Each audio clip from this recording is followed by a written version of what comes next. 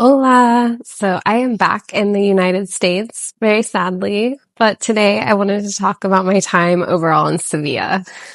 So Sevilla definitely holds a special place in my heart. I was there about a month. It was my home base. I did a lot of day trips from there, including Cadiz, Ronda, and the White Villages, Encina, and then Cordoba. And I'm going to do videos on all those day trips as well. But Sevilla was the best. I loved it so much. But at the same time, I kind of felt like I've never felt so connected and disconnected to a place at the same time because I love the culture. The Spanish, you can tell, are just having a fantastic time. But I do not know the language. So I've been trying to learn Spanish as quickly as I can. But I think that's definitely an FYI for anyone considering going there if you're not on a tour, that it's very helpful to know Spanish, and not as many people will know English as you expect.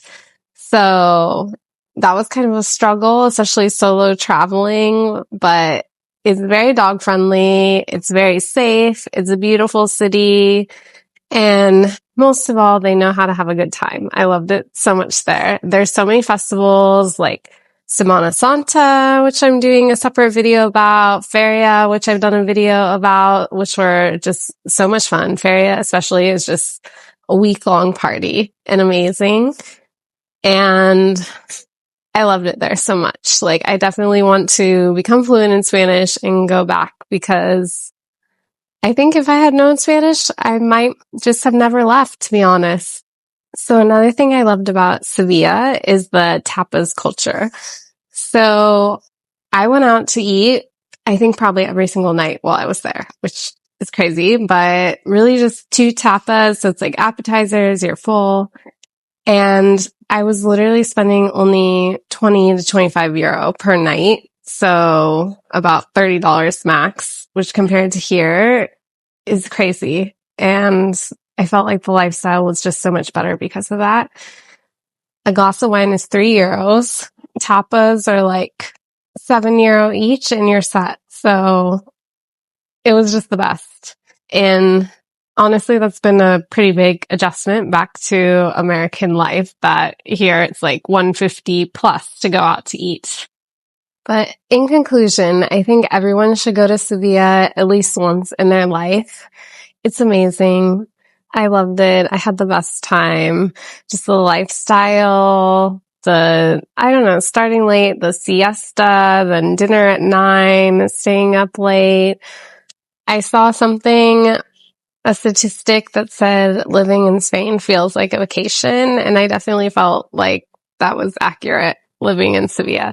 And I was on vacation for part of it, but even when I was working, the lifestyle seemed like vacation. So definitely check it out and let me know what you think if you go to Sevilla. But it was beautiful. I loved it and had the best experience. So now I will show you some of my favorite places, my top things to do, places to eat, and what I loved most about Sevilla. Ciao, everyone. I'm so excited today because after being in Sevilla for 2 weeks, I am finally getting to go to the Royal Alcazar today. And currently I am in front of the Sevilla Cathedral. So my top recommendation in Sevilla is the Royal Alcazar.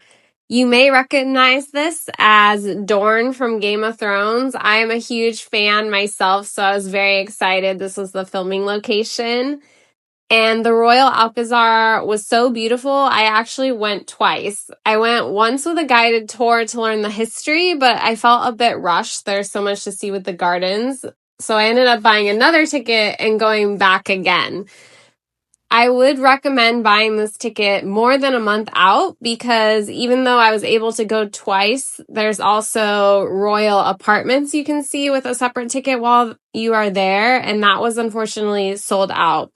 And I've heard they're not as impressive as the grounds. However, the royal family of Spain will stay there while they are in Sevilla. So it seems like it would be cool to see just because of that. The Royal Alcazar dates back to the 900s when it was originally built as a fortress, and it was significantly remodeled in the 1500s for the wedding of the King of Spain to Isabella, Queen of Portugal. They also added the gardens at this time, which you should make sure you allow plenty of time to view because they are incredible. Also, be sure to save your ticket because it will get you into the antiquarium for free, which we will discuss later. So I came to Plaza de España and I feel like I've literally stepped into a real life fairy tale. There's horse-drawn carriages, there's fountains, there's bridges and people on rowboats behind me. Like, I can't even believe this. It's just stunning. So definitely come here. This is a can't miss site and I love it. Plaza de España was built in 1929 for a world fair called the Ibero-American Exposition in Sevilla, and so it is relatively modern. It is an amazing place for people watching, and there are often performers there. You can also take the stairs to the second floor of the Plaza de España and see the views up there for free. The plaza is also right next to Park Maria de Luisa, which is a great place to stop after because it has many outdoor cafes. So the next must-see spot is Las Setas, which means mushroom, and it's also referred to as the Metropole Parasol. So, crazy story. Originally, this was going to be an underground parking garage, but then they discovered Roman ruins while digging, and those are now in the antiquarium below. But then an architecture competition happened to decide what to build instead, and that is how this giant mushroom was created. So this is an amazing place to watch the sunset. I recommend getting your ticket at least 3 weeks in advance if you want a sunset slot. I did not get the slot closest to the sunset and ended up waiting over 2 hours in the heat to get the sunset shots, but honestly, it was totally worth it. There's also a night light show called the Aurora, and you can use your ticket to come back for free within 48 hours for this Aurora pictured here. I would recommend booking your slot as you're leaving for the first time because I tried to come back and they said I needed to book a time in advance, unfortunately, but it seems really cool. Next, we have the antiquarium I mentioned. So these are the Roman ruins that were discovered beneath the Las Setas. They were actually pretty shockingly well preserved, and you can get into this for free by using your Royal Alcazar ticket. Definitely, it's worth checking out. Next, we have the Cathedral de Sevilla and Giralda Tower. So this was actually originally built as a mosque in the 1100s, and the Giralda was actually a minaret. However, in the 1500s, it was converted to a massive cathedral. It is actually the third largest cathedral in Europe. I thought the standouts were the altar pieces seen here and then also the choir room you just saw earlier. Also, of note is that Christopher Columbus was buried here. This is his tomb. He's not as popular in the United States, but if you're interested, he is buried here. Also, something very interesting about this church is that you can climb to the top of the Giralda Tower. And instead of a usual winding staircase you see, this is actually a very wide ramp you climb up because it was actually built for taking horses to the top of the tower. That is how large it is. So that was a very cool experience. Unfortunately, there are some grates blocking the views, but from what you can see through them, there's some fantastic views of the city. Okay, and here is another interior view of the cathedral with the Gothic architecture. This is actually the largest Gothic cathedral in the world as well, and very beautiful. Okay, so moving on to top things to do in Sevilla.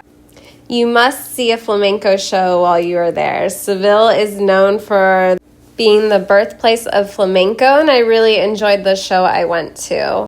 It definitely looks like a very complicated dance to learn. Come join me as we go on a treasure hunt around the city of Sevilla to buy cookies and other treats from the nuns. Yes, you heard that right. We are going to several different convents.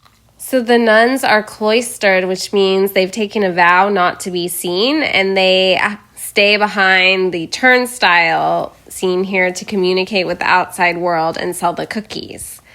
So I've put my money in the torno, which is the turnstile in Spanish, and then they deliver the cookies through it.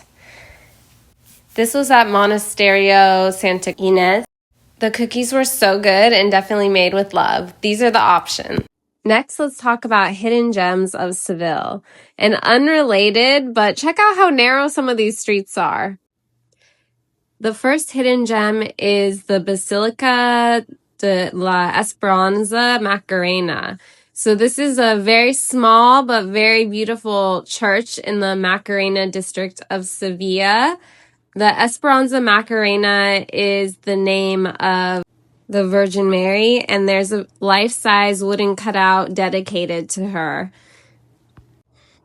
So fun fact, you may recognize the name Macarena from the song and dance in the 90s, and the singers were actually from just outside of Sevilla, and one of their daughters was named Esperanza Macarena after the Virgin Mary of this church, and that is where the name Macarena comes from. The Basilica is definitely worth visiting, and while you're there, you can also check out the Macarena Brotherhood Museum, which if you are not there for Semana Santa, which is the Holy Week, it is a great way to check out what Holy Week is all about. So these videos are of the museum now.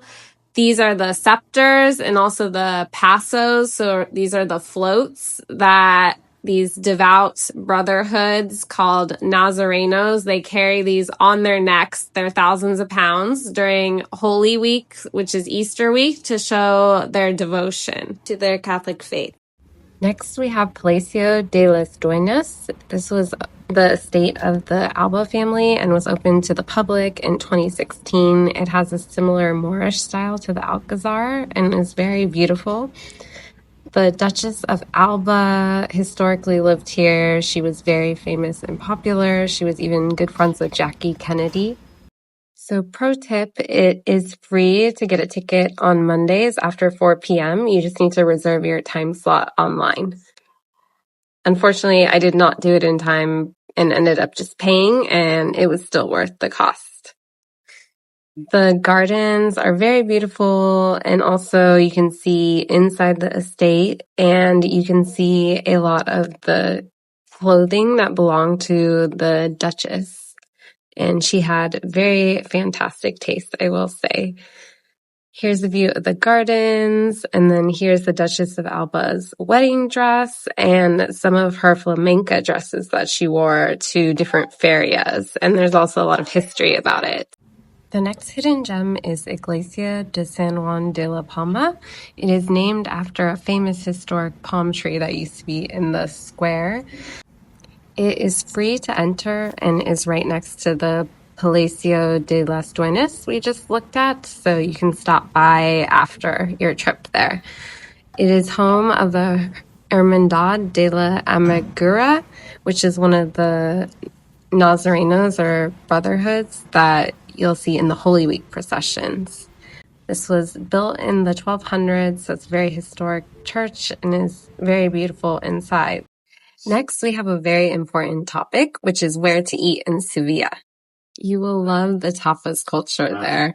A lot of my recommendations are based around the Almeida de Ercoles. I feel like I'm not good at saying that or pronouncing that correctly, but that is where I was staying. I did also take a food tour called Tapas, Wine, History, and Traditions on TripAdvisor, and they gave me a whole list of recommendations, and I think that was very useful to find restaurants in other areas. Now let's go through my top recommendations. So the first recommendation is Suspiro, and pictured here are Iberico pork croquetas, and then also a pork truffle stew, so delicious. This is on the Alameda. I recommend it. Also on the Alameda, we have Alcazar Andalusian tapas.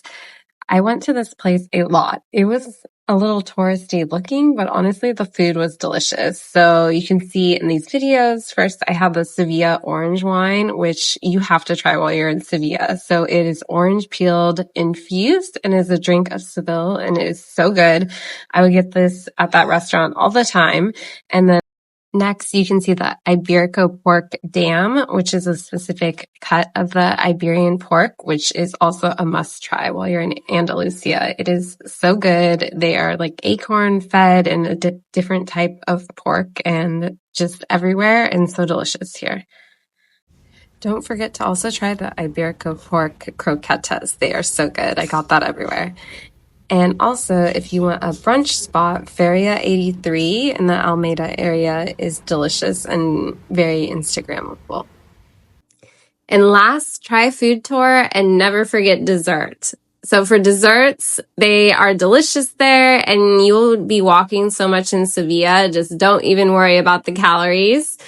And then the food tours, the one I took was on TripAdvisor. It was great. And you can see pictured here the Tinto de Verano, which is a sangria-like drink that they drink in Sevilla. Definitely order that and don't order sangria ever in Spain unless you're near the coast or you will be judged as a tourist. But really, you just can't go too wrong with all the amazing food in Sevilla. So just try it all while you are there. Okay, so lastly, let's talk about where to stay in Seville. So I stayed in the Alameda de Hercules area, but I recommend you stay near the cathedral. This is because there are many hotels near the cathedral and it's very centrally located. The area that I was in was very beloved by all the locals, but there's not a lot of hotels there. And I definitely have found that the people of Sevilla are not a fan of Airbnb, which as I stayed there, I began to understand why. And I really empathize with them because Airbnb is driving up a lot of the prices and pushing out the people of the city. So if you can stay in a hotel, if it's a shorter term trip, I would definitely recommend a hotel over Airbnb just so you don't experience any kind of negativity on your trip. But the cathedral area is fantastic to stay in. Many hotels are dog friendly. If you're looking for a place to stay closer to the Feria grounds, I would recommend Petit Palace Puerta de Triana. I stayed there with my dog Remy while we went to Feria. The shuttle was way too crowded to take going back. I ended up having to do the 30-minute walk from there, and it was doable, and it was reasonably priced for Feria. So that's another recommendation. I think you will love Sevilla if you visit. It's an amazing place and it's also very dog friendly. So if you're interested in learning more about the dog friendly aspects, you can check out some of my other videos about whether Spain is dog friendly. I'll link the other videos here. And if there's something you think I haven't covered in this video, please let me know. I'm open to adding a part 2. Ciao, everyone.